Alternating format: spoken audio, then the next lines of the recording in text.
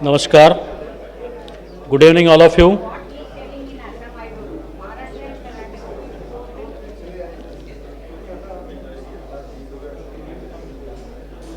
So we all are part of this last session of the day. We have gathered here for the dinner session. Although the session is called dinner session, but still we are having some industry-oriented and professional discussions as a part of this program. It will be a brief program of 45 to 50 minutes. I request the honorable dignitaries present here, our MOPNG Secretary Sri Pankaj Kumar Jain ji, to kindly take a seat on the dais. I also request Sri Y.B. Ramakrishna ji to take a seat on the dais. Sri Anna Sahab M.K. Patil ji, Ashish Kumar ji, Vice Chairman Forum.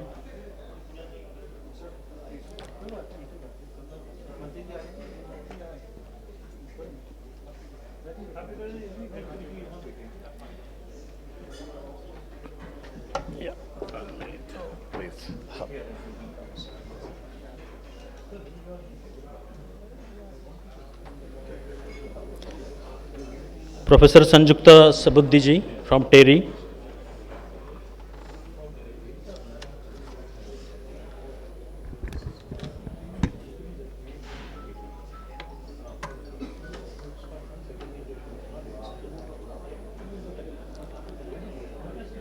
So Honorable Minister Nitin Gadkari is on the way, so he will be joining us in next couple of minutes.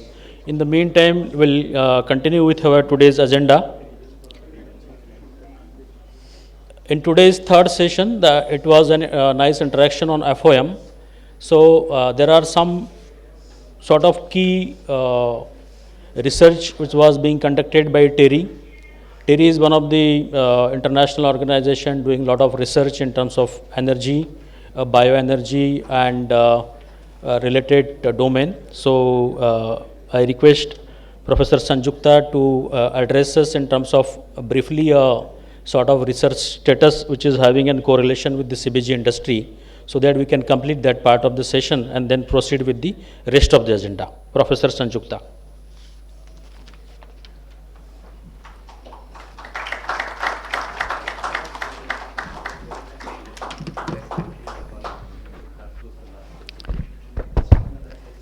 Very good evening all, honorable distinguished guests on the dais, fellow delegates. I am feeling honored to be a part of this platform. Thank you very much IFGE organizing committee and Y.B. Ramakrishna sir giving me this opportunity. I am basically a microbiologist. I will not take much time.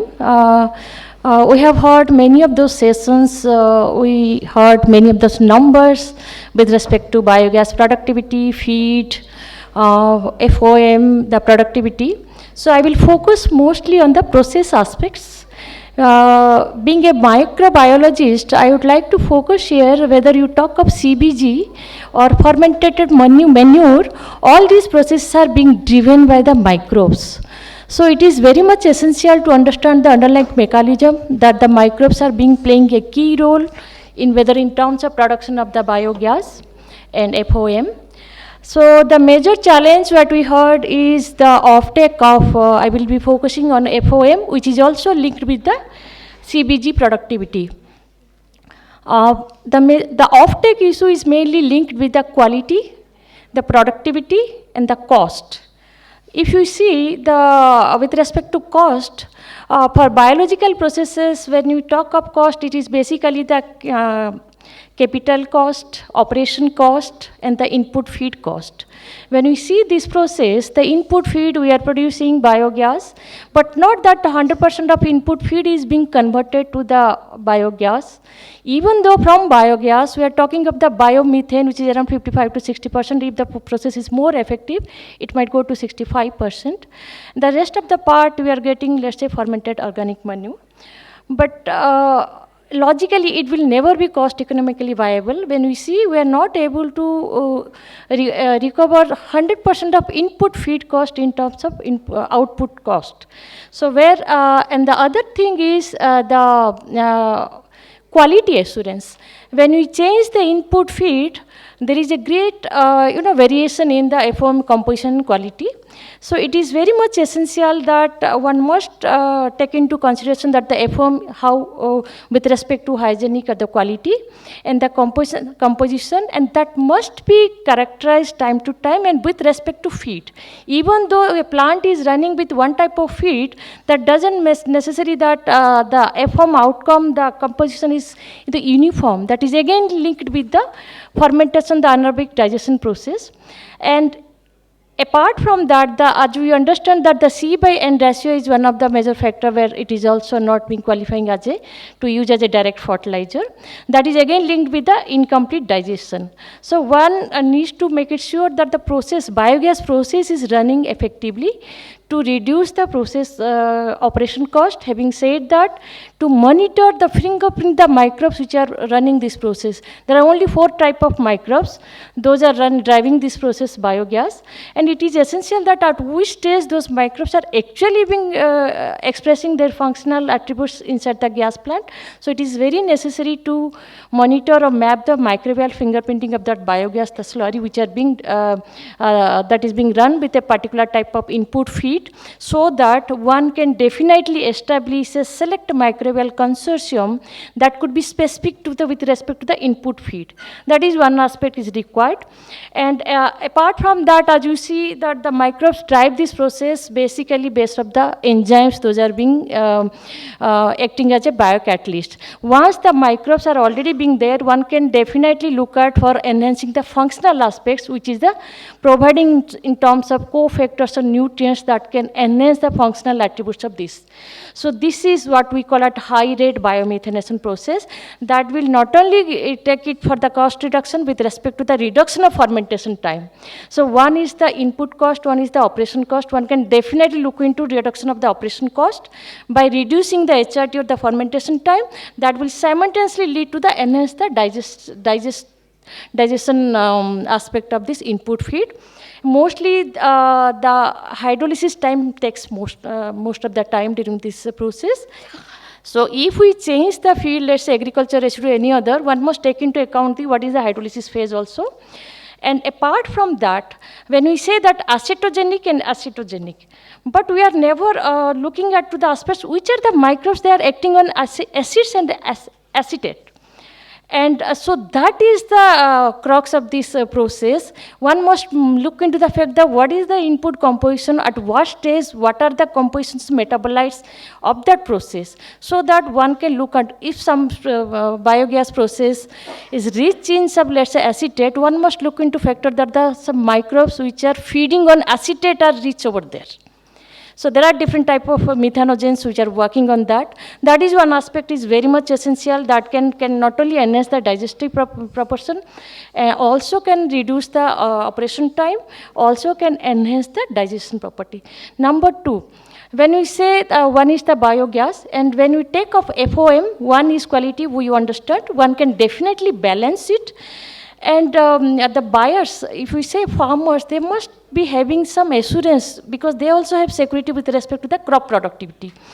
So the feasibility study data is very much essential, and based on the doses, because when we use any FOM, the 3 aspects are there. What is the nutrient recovery, the rate of nutrient recovery or release. Next, whether it is equally balanced with the fertilizer required components. And number 3, they must be give assurance that presence of organic fractions in the fertilizer is very much essential. In soil, the microbes again drive this process. There is a very much essential to maintain the soil food web, which is being driven by the soil biota, when we say that soil flora and soil fauna. So unless these organic fractions are also being augmented in the soil, the microbes will not get their food. So it is very it's an integrated process. So one must understand it is very much essential to enhance the fertility, we need to feed the microbes. Second, enrich the microbe diversity. Number 3, balance with the other requirement, either in the form of fortifying or enriching with the desired microbes, whether it is required for the phosphorus solubilizing for other microbes. So back to back the characterization is required, that is with respect to FM quality enhancement. And number 2, generating feasibility study data so that the farmers get convinced. Number 3, the quality, there should be some SOP, because when one company will characterize and find out some data and the other company, there should not be any variation. There should be a uniformity in the SOP characterization. And number 4, also if you see biogas, 40% of CO2 is going off. Again, we are not recovering this gaseous form in 100%. So one can optimize the process to eliminate the production of H2S, again is linked with microbe. So that can be done during the monitoring of the microbe through the microbial fingerprinting during the process, and also can eliminate the production of other undesired gases. So that will also reduce the cost of purity. And the CO2 after scrubbing can be, we know there are multiple forms, of course can also be used to grow algae, but of course the rate one cannot match. We should also see the practicability. So if the CO2 is pure, it can be diverted towards the production of precipitated calcium carbonate. If the purity of the PCC is very high, it can find very good application, whether it is 100% pure, go for the pharma. If it is less pure, can go to the fill-up particle, or it can also be looked at to, production of, so PCC can also be used to balance the acidity of the soils. These are multiple aspects we wanted to focus on, and so the need of the hour is the customization of what I mentioned. One is the process enhancement by selecting the designer consortium microbe, formulate the designer nutrient recipe to maintain that the designer consortium microbe, so that each time the system can be charged with the same designer microbe, so the input, the lag phase can be drastically reduced. That is the major complexity currently what I saw here. And if the plant will run with a specific type of feed, this designer consortium microbe can be very much specific to that plant itself, so that the consortium know-how can be given, and that plant each time when it started, it can be started with that designer consortium, and each time after that one need not go to change that, because the nutrient recipe can be formulated based on the enzyme complex of those microbes, so that microbial diversity can be maintained over there. We know that there are millions of microbes. We must need to identify what are those microbes playing role. Number 2, FM quality enhancement.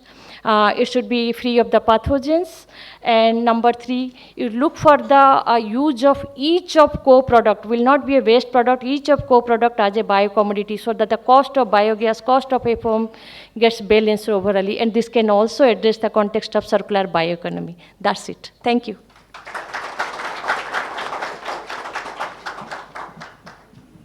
Thank you so much, Professor Sanjukta ji. On behalf of Federation, we really appreciate and thanks efforts of TERI. We also expect through this forum that in the coming days, you will have an sort of research mechanism available to people like us in terms of what are we producing as a raw material in India, and how can it help as an industry. So with this completion of the last topic from the FOM session, the next part is we are having in presence of Mr. Y.B. Ramakrishna here. Mr. Y.B. Ramakrishna is nationally known figure in terms of bioenergy, and he has started his journey in terms of his contribution for various national and state level bioenergy programs. Mr. Ramakrishna was chaired the task force on biofuel in Karnataka state. Later he was made chairman of the Karnataka State Biofuel Committee. And then we all are aware that in his last assignment with Government of India, he was chairing the task of preparing a biofuel policy for our country. So he has been awarded and recognized with a couple of awards. only two I will mention here. That is Lifetime Contribution to Bioenergy Award by Karnataka State, and then Outstanding Green Energy Activist Award by IFGE.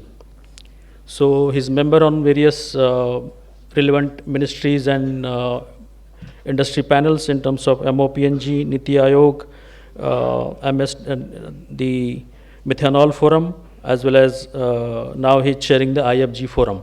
So we are fortunate to have him as a part of our chairman. So I request Mr. Ramakrishna to give us a sort of your welcome address for this today's program.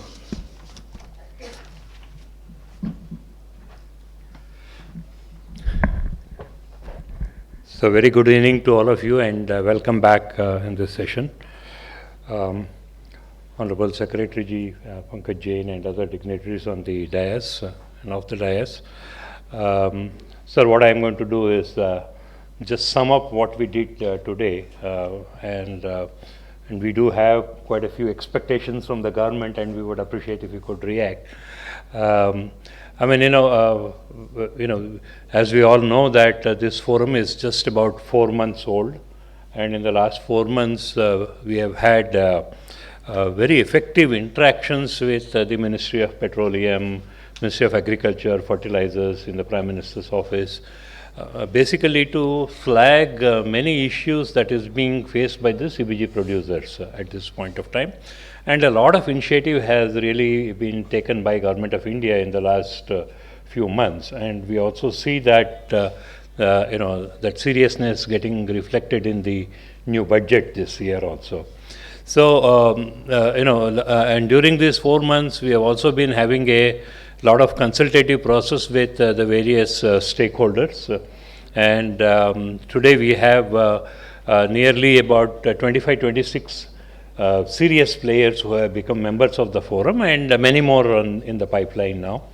When we decided to hold this 2-day event, so we were expecting anywhere between 100 to 150 people to participate, but we had overwhelming response. We have more than 200 people. In fact, keeping in mind the space problem that we had to even stop the registration.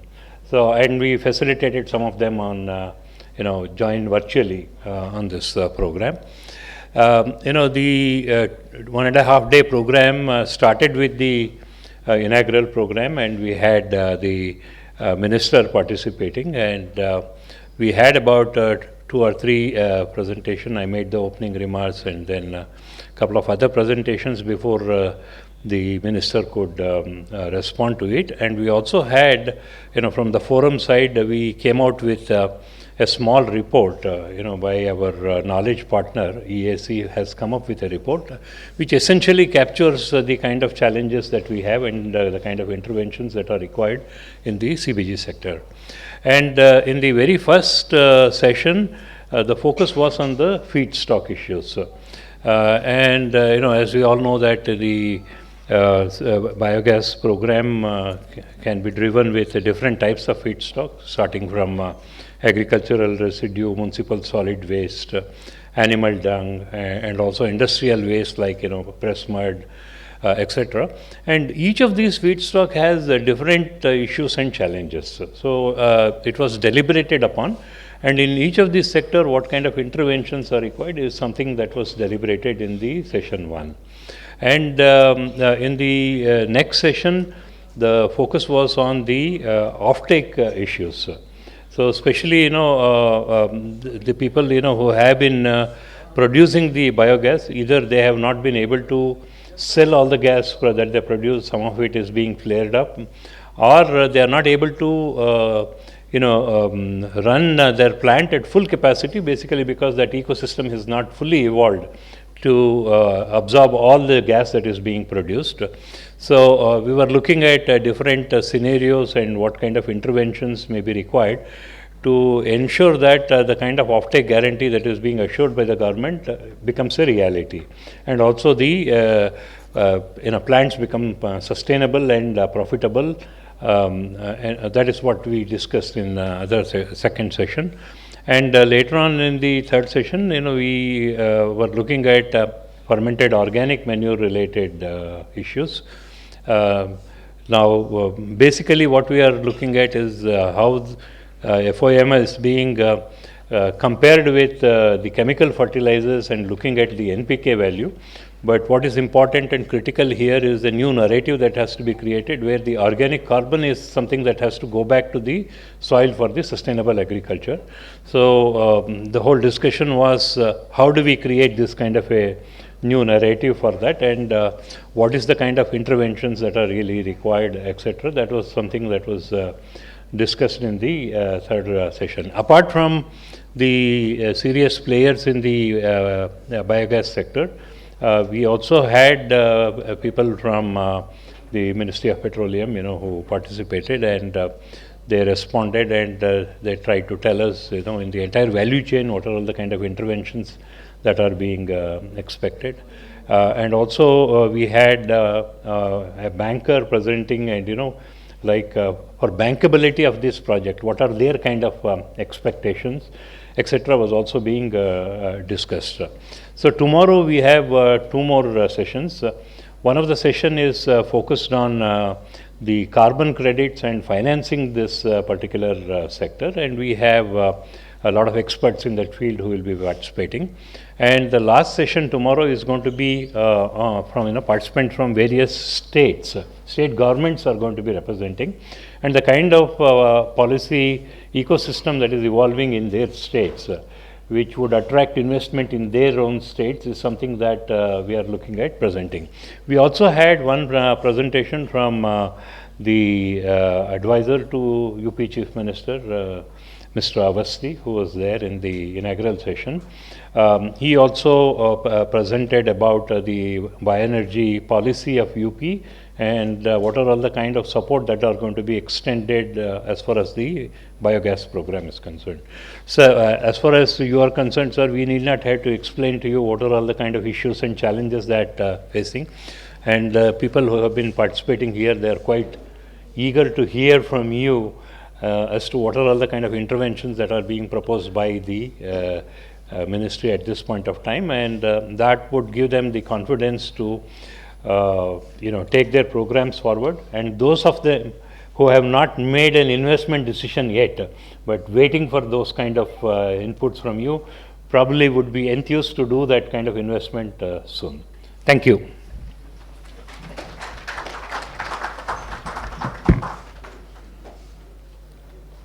Thanks for guiding us, sir, as a member of industry, as well as a part of OMC. We really felt a sort of availing your guidance on various issues, and how to basically systematically and methodically take it up with the Government of India and see a mid-level solution, so that we can really achieve what we intended to do through this forum. We have Sri Pankaj Jain sir available with us in terms of addressing to us as a part of this session as a keynote speaker. Sri Pankaj ji is 1990 batch IS officer and very popular and known face among the industries, more specifically the energy, oil and gas, finance, commerce and industry related. His presence, because of his work with various industries in terms of attachment with his association with banking sector, like he has been associated with companies in petroleum and natural gas sector, Indian Strategic Petroleum Reserves, and the banks like PNB, Canara Bank, IDBI, SIDBI, including the sectors like LIC and non-banking finance companies. Sri Pankaj ji is also officiated as Managing Director of the Indian Infrastructure Finance Corporation and as a Chairman of the India Infrastructure Finance Corporation UK for over 2 years of duration. Pankaj ji is very closely associated with the topic which you are discussing here, that is CBG and related industry. So we have seen him in various earlier interaction in terms of his interest level, in terms of his keenness to understand the sort of what type of real challenges industry having, and then also talking about what type of probable solution and pragmatic solution which he can offer as a part of Government of India. So I will not take much of time, and then request Mr. Pankaj ji to kindly address us and guide us.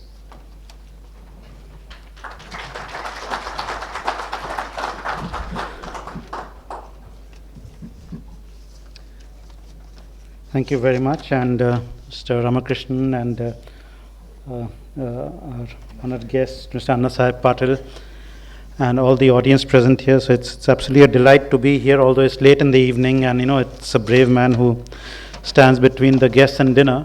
But in many ways, we always end up carrying onerous responsibilities. So be that as it may, I'll try and keep this brief, focused, so that the essence of what I'm trying to say gets captured. Now, I think all of you, or at least many of you, would have heard the announcements in the budget. Mr. Ramakrishna also mentioned them. Now, there is a certain background to why this came in the budget speech. I think when the minister would have spoken this morning, he must have, I'm reasonably confident, he would have mentioned the success story of ethanol. And I was talking to some of the people when I came in here. Some of the early work Mr. Patil also was part of, and so on. We struggled for many years with ethanol. There was a lot of intention, yet by 2013-14 we were just at 1.4% in terms of doping of petrol. Last year we ended at 10%. This year we are already well on our way to reaching 12%. So clearly there was a learning curve. We got many things wrong, but then over time we managed to crack this problem, and we are now reasonably confident of reaching 20% by 2025-26. So that gave us the inspiration to actually look at the next element of biofuels. So within the overall rubric of the National Biofuel Policy, biofuels is our next area of thrust. There will be further down the road. We've already started some work on sustainable aviation fuel. We'll be looking also at biodiesel. We'll also be looking at renewable DME. So there are other streams of work which are going on. But after ethanol, ethanol is currently being in a steady state where it has its own growth momentum. Compressed biogas is something which we are now trying to look at specific problems and look at ways of mitigating them or ways of solving them, or looking at pathways which would bypass some of those problems. Now, having had a certain basic number of plants in operation across the country, across different geographies, using different feedstocks, there is some clear learnings which are emerging. And for those of you who are now going to take investment decisions in terms of whether you want to set up a CBG plant or not set up CBG plant, I think those will probably be important as you make these decisions. Firstly, I think the point of feedstock was referred to. One of the things which is clearly coming out for us is your design of the plant, the kind of technology that you're using there must be capable of working with multiple feedstocks. Now, multiple feedstocks matter in terms of viability, in terms of flexibility, in terms of addressing seasonality, and also in terms of addressing the nature of the byproduct that you're going to get. Because this is one industry which you must have heard repeatedly, is not just gas, it is what you produce alongside gas which will also determine viability. So in a sense, it's probably unfair to call it a byproduct. It is probably co-production which is actually happening, and its profitability will depend a lot on that, and therefore what goes into the black box is actually going to determine the profitability along with what you get for gas. So ability to handle multiple feedstocks is going to be important. Second, and something which is not often mentioned, the location of your plant is going to be absolutely critical. So in location, we have seen some excellent plants which have come up, but if you were to ask them today, they would have probably chosen a different location. Now, when I say location, in terms of location, what matters is, again, various considerations will come in. For example, how far are you from an existing pipeline? Second, How far are you, what are you really going to transport? Will you be transporting gas? Will you be transporting feedstock, for example? Are you going to be close to where municipal solid waste segregation is happening? Or are you going to be transporting segregated municipal solid waste? Does it make sense to be close to a city gate station of a city?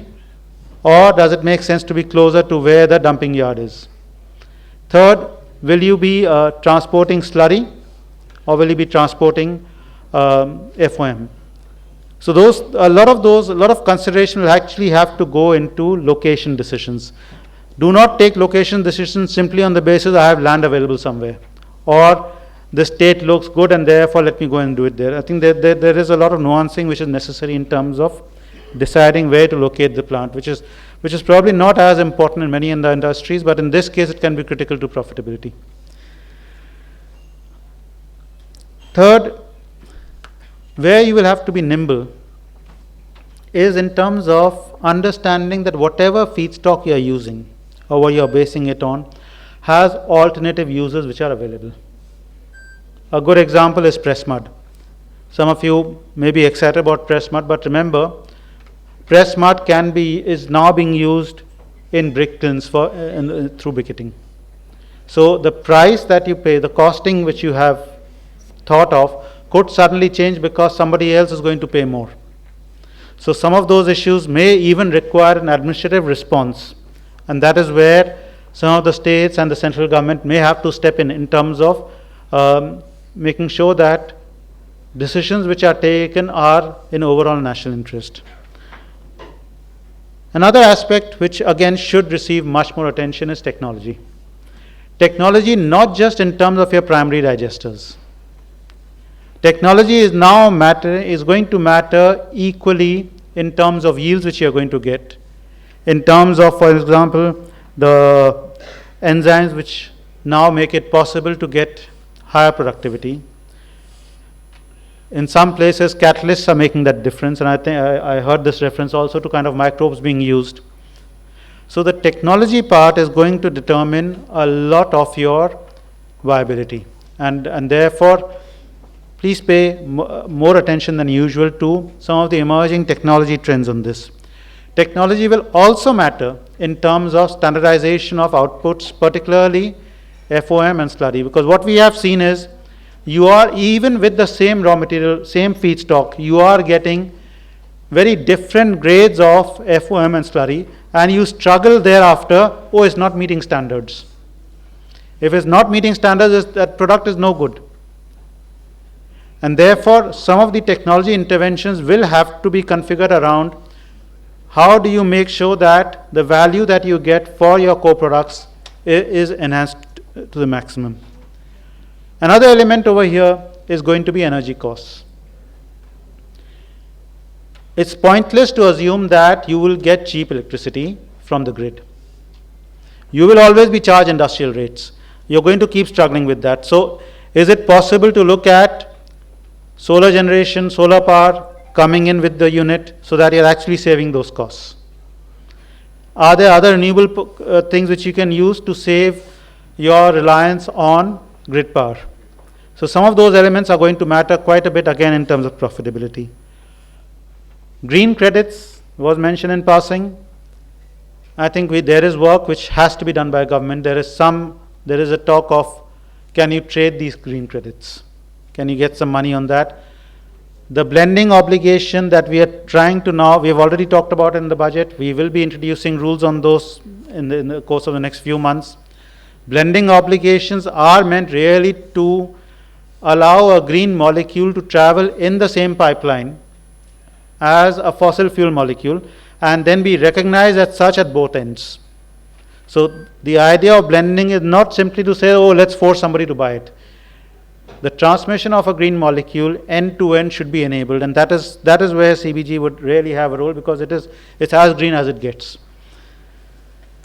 Which also means that some hard decisions have to be taken around plant sizing.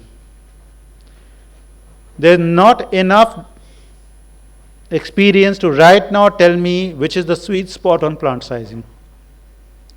But some of those decisions will get influenced by the fact that if tomorrow at a point in time, how soon will the 5% blending come into play?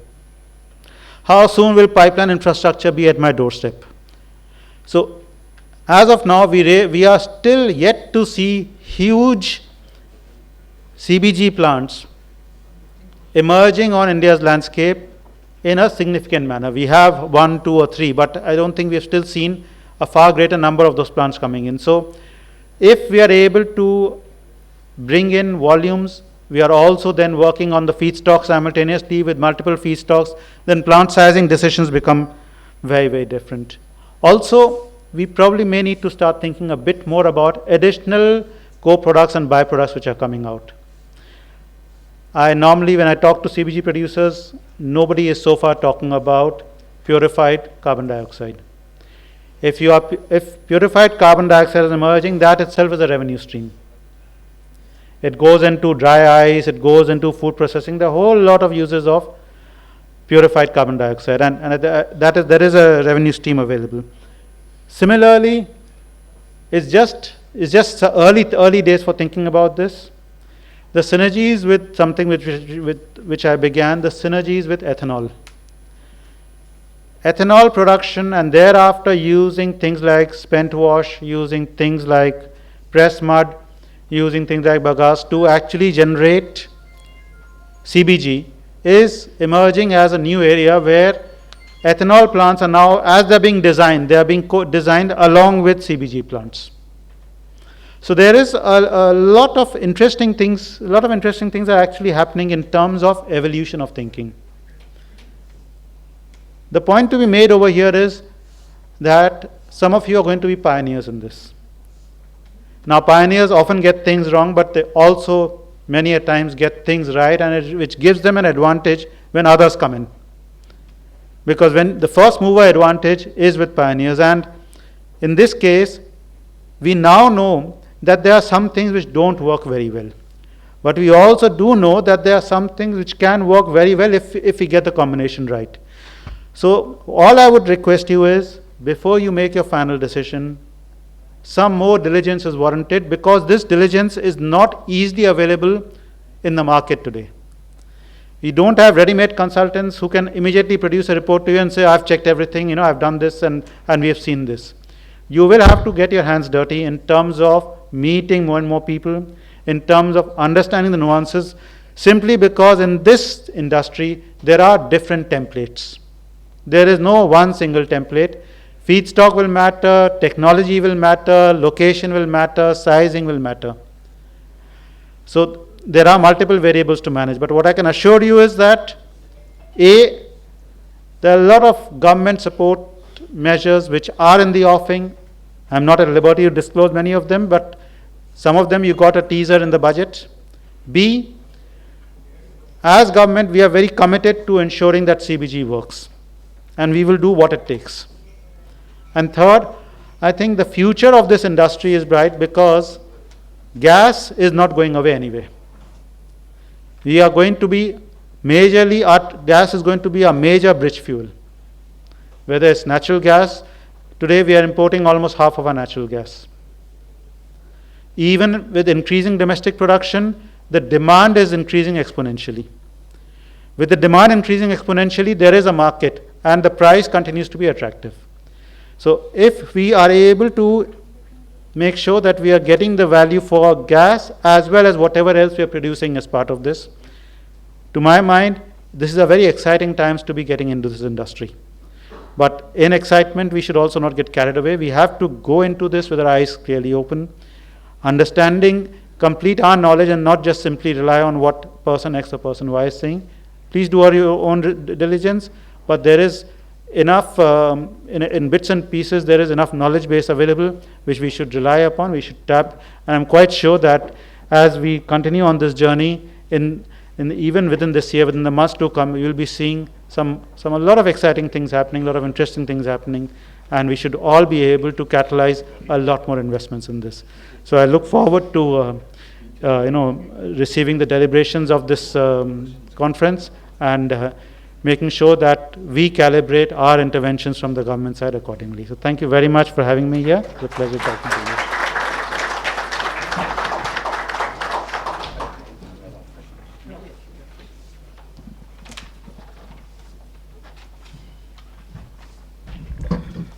Honorable Secretary has agreed to take a couple of questions. I've got a list of, not a long list, but I've got 2-3 topics which I've received from my colleagues in the audience.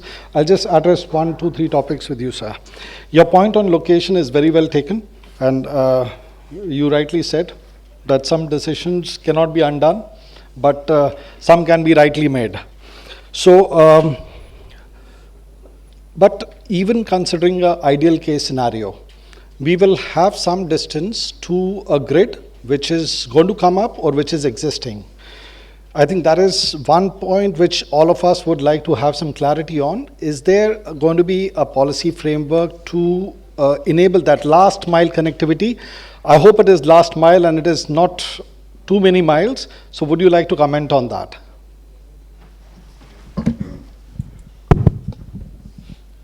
So look, the first thing to, one of the important elements of pipeline connectivity is to first understand what is it that government is already working on. Now government's trunk pipeline network by next year end will be about 33,000 kilometers. Now we are currently at about 23 or 24,000 kilometers. So by next year end we will be at 33,000 kilometers.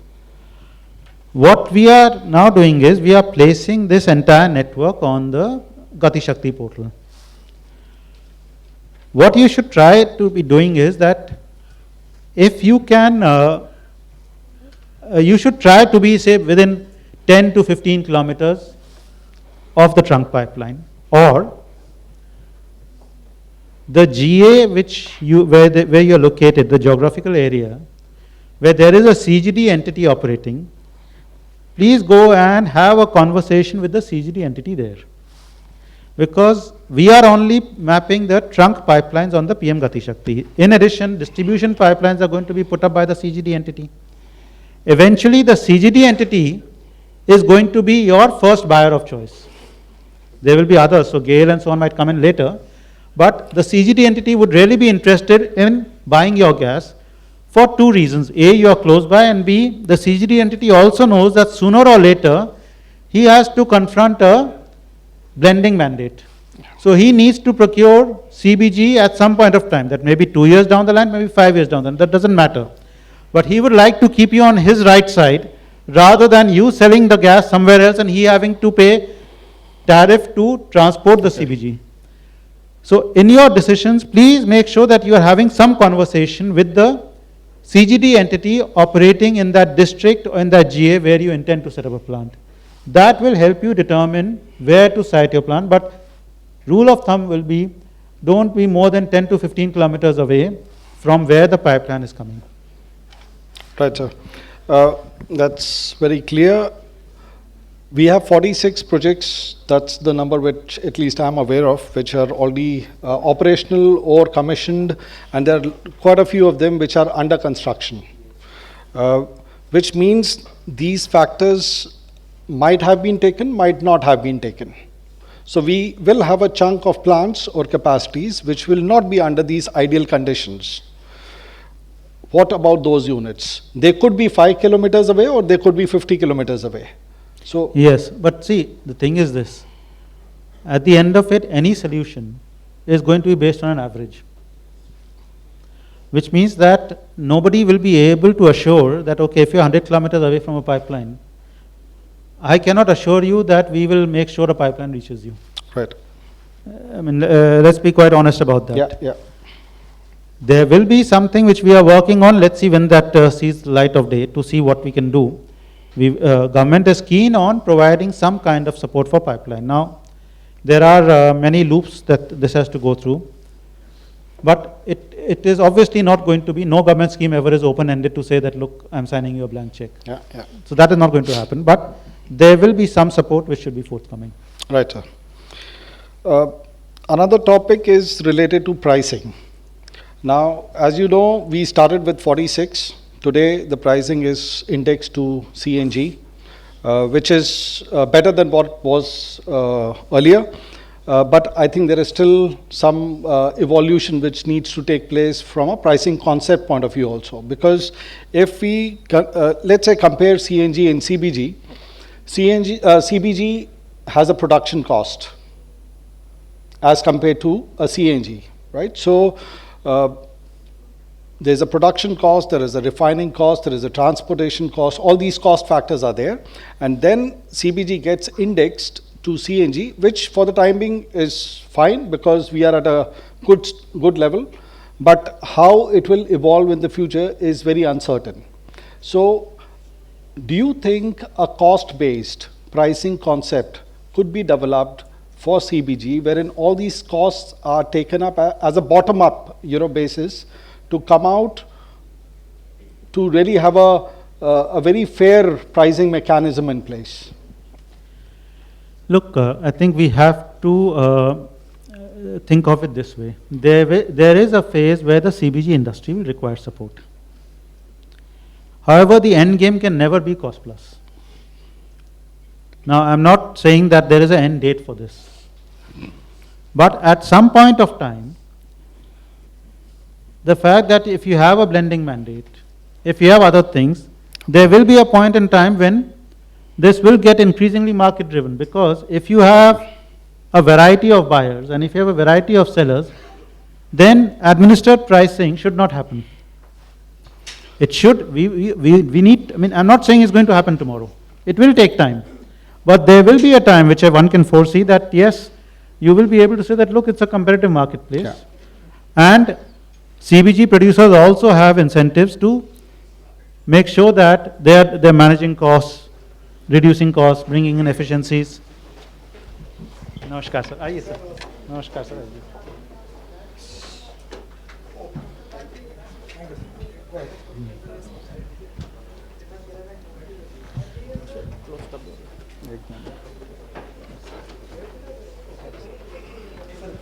But I think definitely for some time, we will have to support the CBG industry, which obviously there is going to, see, the same thing is happening in ethanol, even now, right now we have administered pricing in ethanol. Right. And that recognizes cost differential between different feedstock. So ethanol coming from maize does not get the same price as ethanol coming from sugarcane. Yeah. Ethanol coming from sea molasses is a different price. So there is some recognition there. So yes, there will be a phase where we will be seeing transitions in terms of recognizing efficiencies in use of different feedstock. All that will happen. But as I say, in the long term, we will eventually have to move away from administered pricing. Right, sir. Point very well taken. Ultimately, it should evolve into a market, a free market, a competitive market mechanism. But yes, there is going to be an interim phase wherein this kind of support will be needed. So for this interim phase, and this again goes back to one of the points what you mentioned regarding this, the green attributes part of it. Because today, in India, there is no premium for that green attribute. Whereas in other regions, yes, there is a high value given to that greenness of the fuel. So can we imagine a scenario where these green attributes can be traded, not the physical gas, but the green attributes? So look, trading for green credits, again, there was some reference to it in the budget, and the Ministry of Environment is working on that. But like I said, like I mentioned, there are two parts to it. One is the trading of green credits, and secondly, implicitly we recognize that CBG is something good to have. The fact that we are talking of a blending mandate, why just talking, we are committing ourselves to a blending mandate, means that we recognize that green is something which needs to be, the green element of this needs to be recognized and nurtured. And that is what the blending mandate is about. The blending mandate is not simply about giving CBG producers an outlet. It is actually about greening of the supply chain, greening of the gas chain in this case. That is what is going to, because there will be other things also which will go into greening, not just CBG. Right, sir. Thank you. Would there be any other questions from the audience? I think we can take one or two more. I'm conscious of Minister Sahab's time. Yeah, Ashish. Good evening. Thank you so much. One question which has always, my name is Ashish. I come from Pune. One question which has always, as a person in the energy business, directly, indirectly with applications, the cost of energy is seen, not cost of BTQ or kg, where ethanol, like you said, has the program, 6,000 calorific value per liter can get a price of 64 today, and where CBG is struggling to reach, which is 12,000 as they calculate. And I just noticed that the pricing mechanism which is there under Satat is per kg, but when it comes to the gas company, it will take 1470 per MMBTU. So, no, there is. No. Gas company is going by a Satat pricing today. But I did see some 1470 pipeline. I think what he's referring to is the different pricing we have under the Satat as well as the CBG CGD synchronization scheme. No, hang on. Yeah. So synchronization scheme is typically GAIL coming in. Right. So the two things are chalk and cheese in some senses. See, once the CBG blending obligation coming in should actually make the synchronization scheme less necessary. To my mind, synchronization should only be a backstopping thing. The first use should be the ability to supply something to a pipeline directly, and your molecule can then go anywhere. And for that, there is a certain pricing. On the synchronization part, that also we are reviewing how that should change and so on and what should be done. But we primarily see it, let me put it this way. Think of it like a minimum support price. What you have in MSP in agriculture, can we make synchronization something like that, where it comes in primarily as if there are issues around, say, long distance, where pipeline is not feasible or any other reason. That's when we start looking at you are supplying it through a cascade and something else is happening. So those, because eventually you also have a choice. You have a choice of setting up your own outlet. You may choose not to do it because you find that blending it or selling it to a CNG entity is far more profitable. But then that becomes your choice. So over time, I think synchronization for now will have to be there, but it will have to eventually become less and less important. I guess. Thank you very much, sir. Thanks for this wonderful industry interactive session, sir. Now we have Honorable Minister Sri Nitin Gadkari with us, Minister for Road Transport and Highways. I request Mr. Nagpal to kindly hand over a bouquet and welcome formally on behalf of Indian Federation of Green Energy to Nitin Gadkari.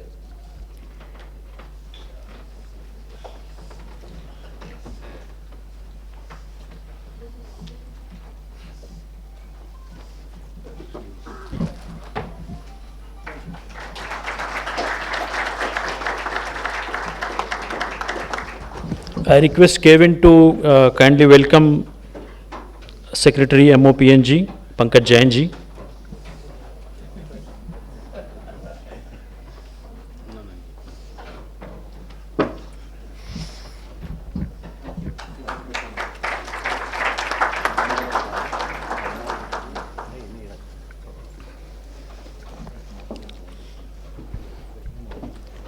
As in part of this session, we were having an overview of the day one of this program.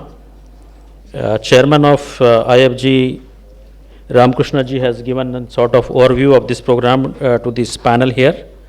And then we had an address by Pankaj ji himself, followed by some Q&A. Now, I know each one of us are eagerly waiting to hear Adarniya Nitin ji. So I will not take much of time. Nitin ji is known as sort of, it's not only in India but globally today, energy man of India, biofuel man of the country, is known as an infrastructure man of the country, is known as the road and bridges man of our country. He is known as a person with very dream, desire and determination sort of attitude in the, I think, globally known personality for really making it happen. And that we have been realizing from the various projects like ethanol success story of India. We have been seeing the various green revolution just day before yesterday, there was a G7 meeting, and there was a lot of positive discussion about India. And I think Nitinji is the man behind entire this sort of source of inspiration to all of us as an industry, as well as in various ministries.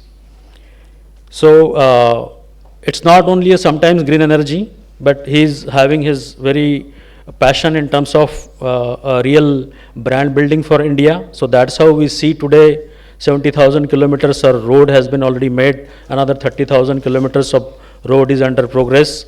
And with this achievement, I think we will be catching up USA in terms of infrastructure.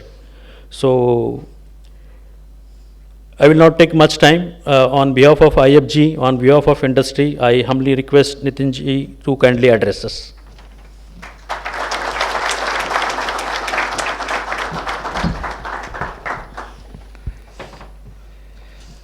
आदरणीय Anna Saheb Patil, secretary petroleum ministry Shri Pankaj Jain, Shri YB Ramakrishnan ji, सभी सम्माननीय अतिथिगण और उपस्थित भाई और बहनों, सबसे पहले मैं आप सबको बहुत बहुत धन्यवाद दूंगा कि आपने बहुत बड़ी संख्या में ये जो CBG है इसके प्रति इंटरेस्ट दिखाया और काफ़ी लोगों ने इसका काम भी शुरू किया है।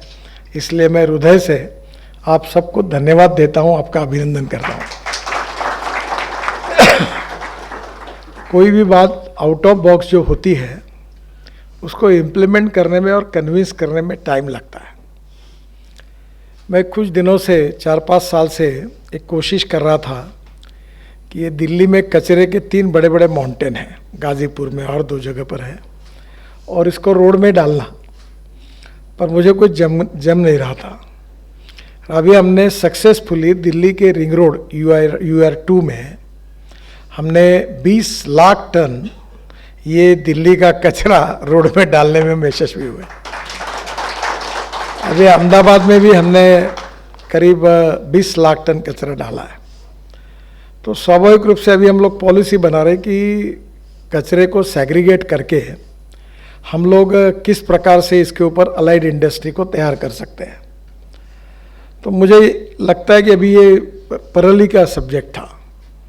हमारी CSR सेंट्रल रिसर्च और ऑर्गेनाइजेशन ने परली से बिटुमिन बनाया और बिटुमिन की काफ़ी अच्छी टेस्टिंग भी हुई। तो ये प्रूव हुआ कि पेट्रोलियम के बिटुमिन के तुलना में वो करीब 4-5 फीचर्स अच्छे हैं कि जो उसमें और ज़्यादा के हैं।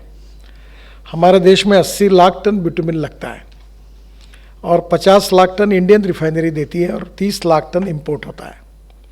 अभी पंजाब और हरियाणा में आपको पता ही है कि परली को जलाने के कारण दिल्ली में प्रदूषण की समस्या है। तो अभी हम लोग एक पॉलिसी फॉर्मुलेट कर रहे हैं क्योंकि NHI में हमको तो बहुत बिटुमिन लगता है। इंडियन ऑयल ने पानीपत में जो प्लांट डाला है उसमें 1 lakh litre bio ethanol per day और 150 टन बायो बिटुमिन परली से, और अभी ये जो 70% बायो बिटुमिन परली से और 30% biochar organic carbon which is very much useful in agriculture, तो वो भी अब लोग प्रैक्टिकल लेवल पर उसकी शुरुआत कर रहे हैं। जहाँ तक CBG का है उसमें आप ज़्यादा एक्सपर्ट हो, पर मैंने भी हमारे इसमें नागपुर में 3 CNG के पंप हैं और वो शुरू करने में मैंने ही इनिशिएटिव लिया, और अब 2 LNG के पंप हैं। तो दोनों की अभी कैपेसिटी ऐसी है कि बीच में थोड़ा सा गैस के यूक्रेन वॉर के कारण थोड़ा हम लोग अड़चन में आ गए थे।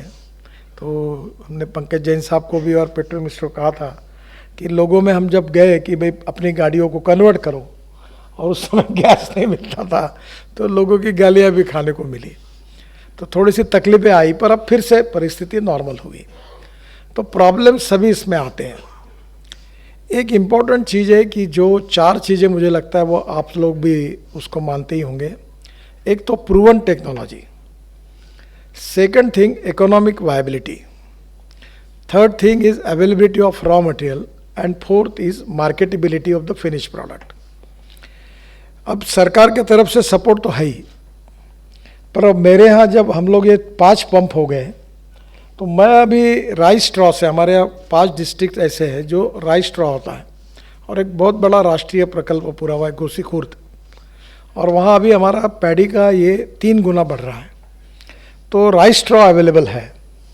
तो मैंने उनको कहा कि ऐसा प्रोजेक्ट डालो कि हमको कम से कम 40 टन ये जो हमारा CBG है ये अगर मिलता है तो हम डायरेक्ट ये LNG और CNG वालों को देंगे। तो धीरे धीरे अपना मार्केट वहीं क्रिएट करने में ज़्यादा फायदा होगा, ऐसा मुझे लगता है। दूसरी बात, ट्रैक्टर, बस और कार कन्वर्ट करने में वो भी काफ़ी किट्स आई है, और ट्रैक्टर में अगर वो कन्वर्शन किया तो मुझे लगता है वैल्यू एडिशन भी ठीक होगा और हमारा सरकार के ऊपर का डिपेंडेंस भी कम होगा। जो रॉ मटेरियल है उसमें अभी बाम्बू के ऊपर हम लोग अनेक दिनों से काम कर रहे हैं, अन्ना साहब भी कर रहे थे। तो अभी जो कोयला है 4000 कैलोरी वैल्यू का कोयला 4500 रुपये टन के इसमें मिलता है। तो अभी हमने ये अपने यमुनानगर से और देश भर के ये जो बाम्बू को 3 mm to 20 mm के टुकड़ों में बनाना और कुछ बाम्बू को पल्वराइज करना और उसको पावर में यूज़ करने का हमने भी एक्सपेरिमेंट शुरू किया है। अब उसमें बाम्बू जो किसान लगा रहे हैं, आप कल ही हमारे हमने क्रैश बैरियर बनाया बाम्बू का, और पहली बार ऑल टेस्टिंग एजेंसी ने उसको अप्रूवल दिए। वणी से यवतमाल तक क्रैश बैरियर बना। अब NHI में हम लोग कम से कम 5000 किलोमीटर क्रैश बैरियर बना रहे हैं जो बाम्बू का है, स्टील के बजाय रिप्लेस कर रहे हैं। तब बाम्बू ये ऐसा रॉ मटेरियल है कि जिसकी प्रोडक्टिविटी अच्छी है। कुछ बाम्बू की स्पेसीज ऐसी है जो 1 एकड़ में 200 टन तक जा सकती है, और वेस्ट लैंड पड़ी हुई है। जो कोल इंडिया है, मैग्नीज ऑफ इंडिया है, माइनिंग की जगह है, वहाँ डंप पड़े हुए हैं। और बाम्बू ऐसा है कि जो कहीं भी लगा सकते हैं। तो बाम्बू, नेपियर ग्रास और इसके साथ साथ राइस स्ट्रॉ, तो राइस स्ट्रॉ का जो ये है CNG मिलाने में हम उसको 5 टन से 1 टन मिलता है, और कॉटन स्ट्रॉ 10 टन लगता है, और ये नेपियर ग्रास 12 टन लगता है। तो पहली बात तो मुझे लगता है कि हमने इसमें थोड़ा सा रिसर्च करना चाहिए कि जिससे हम ज़्यादा गैस मिला सकते हैं, ऐसा कौन से स्पेसीज़ है जिसको हम डेवलप करें। और वो अगर हमको मिलती है तो रॉ मटेरियल कॉस्ट अगर कम होगी और कैपिटल कॉस्ट को भी कम करना। हम जितनी बातें बाहर से लाएंगे उतनी बातों में प्रॉब्लम आएंगे। अभी हमारे यहाँ जो ये म्यूनिसिपल वेस्ट है उसमें से हम पावर में जलाने के लिए काफ़ी प्रोजेक्ट शुरू हुए। तो बीच में हमारे यहाँ भी हमने 100 टन जलाया, तो कोई बॉयलर में कोई फ़र्क नहीं पड़ा। तो मुझे लगता है आफ्टर मेकिंग डिफरेंट एक्सपेरिमेंट्स हम लोग पावर में तो इतना बड़ा है कि अगर पावर में अगर कोल का अल्टरनेटिव के रूप में बाम्बू अगर तैयार होता है तो मुझे लगता है कि स्काई इज़ द लिमिट। और इसलिए मटेरियल का सिलेक्शन जो है वो कौन सा करना, ये इस पर रिसर्च करने की ज़्यादा आवश्यकता है। रही बात मार्केटिंग की, अब तो हमारा 80% फॉसिल फ्यूल इंपोर्ट हो रहा है। इथेनॉल का मैंने बोलना नहीं चाहिए कि मैं सरकार में हूँ, पर मंत्री जी ने हमारे कैबिनेट में बताया कि इथेनॉल खरीदी करके हमने कितना पैसा बचाया। अब वो अमाउंट मैं नहीं बताता आपको, क्योंकि कभी कभी नहीं तो मैं सरकार के विरोध में बोला ऐसा अर्थ निकलेगा। इथेनॉल सरकार को बेचकर सरकार का फायदा हुआ है, नुकसान नहीं हुआ है। और इसलिए यहाँ सब्सिडी वगैरह इथेनॉल को देने की बात तो बाद में आएगी, क्योंकि इंटरनेशनल मार्केट में जो क्रूड की कीमतें बढ़ी उसमें इथेनॉल के सपोर्ट में सरकार को अच्छा हुआ है।